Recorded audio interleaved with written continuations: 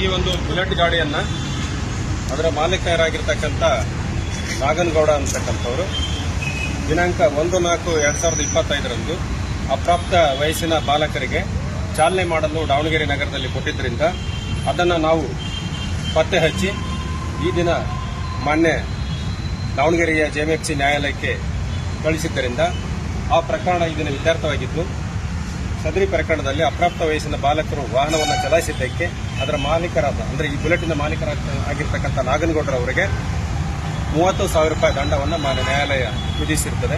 ಹಾಗಾಗಿ ಯಾವುದೇ ವಾಹನದ ಮಾಲೀಕರುಗಳು ತಮ್ಮ ವಾಹನವನ್ನು ಅಪ್ರಾಪ್ತ ವಯಸ್ಸಿನ ಬಾಲಕರಿಗೆ ಚಾಲನೆ ಮಾಡಲು ಕೊಡಬಾರದು. ಯಾಕೆಂದರೆ ಅಪ್ರಾಪ್ತ ಬಾಲಕರಿಗೆ ಚಾಲನೆ ಮಾಡಿಕೊಟ್ಟಲ್ಲಿ ಅದು ಅಪಘಾತಕ್ಕೆ ಈಡಾಗುವಂತಹ ಸಾಧ್ಯತೆ ಇರುತ್ತದೆ. ಹೀಗಾಗಿ ಅಪ್ರಾಪ್ತ ಬಾಲಕರಿಗೆ ವಾಹನವನ್ನು ನೀಡದೆ ಅಪಘಾತಗಳನ್ನು ತಡೆಗಟ್ಟಿ ಅಂತಂದು ಹೇಳಿ ಈ ಮೂಲಕ ನಾವು ಸಮಾಜಕ್ಕೆ ಮನವಿಯನ್ನು ಮಾಡ್ತೀವಿ.